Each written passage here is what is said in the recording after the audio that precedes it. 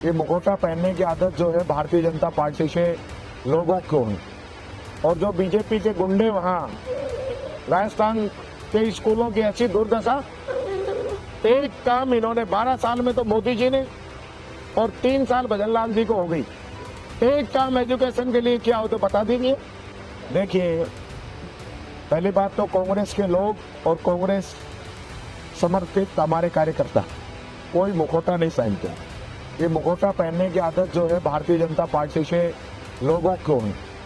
और जो बीजेपी के गुंडे वहाँ कुछ कार्यकर्ता वहाँ पे गए थे, जो स्कूलों की दशा दिखाने गए थे, उन पे मारपीट करते हैं, तो इसका जवाब बीजेपी को देना पड़ेगा कि हालात क्यों बने हैं।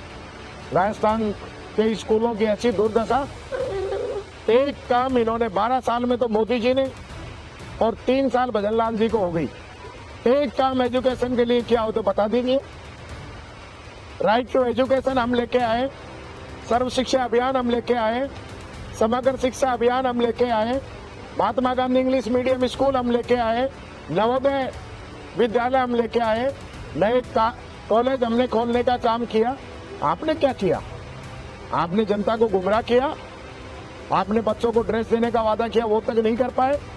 आपने पहले साल में शिक्षक लगाने का वादा किया, वो शिक्षक नहीं लगा पाए। आपने बच्चों को साइकिल देने का वादा किया, पूरा नहीं कर पाए। क्यों गुमराह कर रहे हो जनता को? आपकी सच्चाई उजागर नहीं हो जाए, बीजेपी के पाप बाहर नहीं आ जाए, इसलिए एक ढक्कन कानून लेके आ गए उन पापों को ढकने के लिए कि कोई स्कूल के अंदर नहीं जाएगा। और देखिए, अति देखिए सरकार की कि जो कोई अगर स्कूलों की दुर्दशा दिखाएगा उस पर पोस्को का केस दर्ज कर देंगे, उसको आईटी एक्ट में फंसा देंगे, उसको राजकार्य के बाधा में फंसा देंगे। ऐसा काला कानून ये लेके आए हैं, ये ढक्कन कानून है, ये कानून भी वापस लेना पड़ेगा। और जिस प्रकार से हिंसा ये लोग कर रहे हैं, बच्चों के साथ जो मारपीट गई है, ये गलत बात है। इस प्रकार से मारपीट करने की मैं निंदा करता हूँ, कंडम करता हूँ। हिंसा का हमारे समाज में और विशेष रूप से राजस्थान में तो कोई स्थान है नहीं। मुद्दों की बात होनी चाहिए। वो जो छात्र नेता हैं, बच्चे हैं, वो बच्चों की आवाज़ उठाने गए हैं। सरकार को क्या प्रॉब्लम है? अगर वो आवाज़ उठाते हैं तो सरकार उनकी आवाज़ को सुने और स्कूलों की स्थिति को अच्छा करने का काम करे। कांग्रेस पार्टी किसी भी प्रकार की हिंसा का समर्थन नहीं करती। और ये जो गुमराह कर रहे हैं ना कि कांग्रेस के लोग हैं, हम साबित करके दिखाएंगे कि बीजेपी के लोग हैं। कांग्रेस के लोग जो है समर्पित कार्यकर्ता है, और जिन्होंने ये काम किया है, जिन्होंने पत्थरबाजी की है, मारपीट की है, इन पे सख्त एक्शन होना चाहिए। गृह मंत्री जवाब दें, मुख्यमंत्री जी जवाब दें कि राजस्थान के अंदर क्या इस प्रकार की हिंसा को आप बढ़ावा देंगे? कौन लोग हैं जो इनको खुली छूट मिली है, जो मर्जी जो तानाशाही राजस्थान के अंदर कर रहे हैं? इनके इशारे पे ये लोग, इनकी इतनी हिम्मत हो गई कि जो स्कूल चेक करने आए बच्चे, उन पे इन्होंने हिंसा की। कल मैं स्कूल चेक करने गया, मुझे दरवाजे पे रोक दिया गया। आज ये बच्चे चेक करने गए तो इनके साथ मारपीट की गई। ये गलत है। बिना सरकार के समर्थन के इस प्रकार से कोई कदम उठा नहीं सकता। इसमें मैं कहना चाहूंगा, मेरा खुला आरोप है इस सरकार पे, ये सरकार अपने पापों को छुपाने के लिए इस प्रकार के कर्ज करा रही है। और जिन लोगों ने ये काम किया है उन पे सख्त एक्शन होना चाहिए, ये मेरी डिमांड है।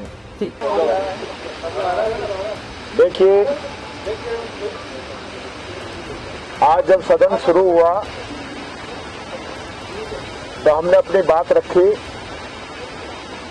सबसे पहली बात तो हमने यही रखी कि जिस गेट पे हमें कल रोका गया था, उस गेट से हमें आज आने दिया। तो वो कौन सा नियम था जिससे कल हमें रोका गया? इसका जवाब सरकार दे। नहीं दे रही है, नहीं देंगे, ये गुमराह करने का काम करेंगे। दूसरी बात, पूरे प्रदेश के अंदर जनता परेशान है, जनता के मुद्दे हैं जिन पे विधानसभा में आवाज उठनी चाहिए, लेकिन ये सरकार जो है मुद्दों से भाग रही है, मुद्दों पे चर्चा कराना नहीं चाहती है। इनकी सिर्फ मजबूरी है कि इनको अनुदान मांगे पारित करानी है। वो अनुदान मांगे अभी ये पारित करा लेंगे क्योंकि बहुमत इनके हाथ में है। तो जनता के सवाल कहां उठेंगे? ये लोग गुमराह करके वंदे मातरम का नया मुद्दा लेके आ गए। तो वंदे मातरम बीजेपी ने तो कभी गाया ही नहीं, कांग्रेस ने गाया है, 1938 से गाते आ रहे हैं। बंकिम चंद्र सुभाष चंद्र बोस ने जिस वंदे मातरम को सिलेक्ट किया था, सरदार पटेल, पंडित जवाहरलाल नेहरू, महात्मा गांधी जिस वंदे मातरम को गाते आए, वही वंदे मातरम कांग्रेस गा रही है। आप जनता के जो मुद्दे हैं, आपको गिरते हुए स्कूल नहीं दिख रहे हैं, आपको हॉस्पिटल्स के अंदर प्रसूताओं की मौत नहीं दिख रही है, इलाज जो एकदम आज आम व्यक्ति का होना मुश्किल हो गया है, दवाइयां नहीं है हॉस्पिटल्स के अंदर, वो नहीं दिख रही है। स्कूलों के अंदर 1.25 लाख पद टीचर्स के खाली है, वो नहीं दिख रहे हैं। 4000 के आसपास जर्जर स्कूल जो पिछले साल बंद किए थे, वो नहीं दिख रहे हैं। 85,000 जर्जर कमरे जिनको मरम्मत की जरूरत है, वो आपको नहीं दिख रहे हैं। रोजाना सरेआम मर्डर हो रहे हैं, वो नहीं दिख रहे हैं।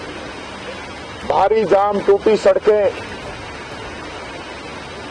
सीवरेज, सफाई जैसी समस्याएं आपको नहीं दिख रही है। आपको संविदा कर्मियों की समस्याएं, कर्मचारियों की समस्याएं नहीं दिख रही है, और आप सिर्फ और सिर्फ घुमा फिरा के फिर वापस वंदे मातरम पे आ गए। मैं कहना चाहता हूं, राजस्थान की जनता मुद्दों पे लड़ना चाहती है, मुद्दों की बात करना चाहती है। ये आपके एजेंडे में फंसने वाली नहीं है। मैं इस सरकार से ये कहना चाहूंगा, विधानसभा से भागना बंद करें, जनता के सवालों का जवाब दें। ये भगोड़ी सरकार है, अब कह रहे चुनाव है इसलिए नहीं चलाएंगे। अरे भाई, चुनाव का तो पहले ही पता था, कोर्ट के अंदर हल्फनामा तो आपने दिया था, तो 15 दिन पहले, 1 महीने पहले विधानसभा को लेके आते तो सारी चर्चाएं होती। पिछली बार भी जब भगे तब भी यही कहा, पंचायत राज नगर निकाय के चुनाव हमें कराने, इसलिए हमें जल्दी जाना है, और अब फिर वही बात है। तो ये जो स्थिति है, ये सही नहीं है। इस सरकार को मुद्दों पे बात करनी चाहिए, मुद्दों से भागना नहीं चाहिए, मैं कहना चाहूँगा।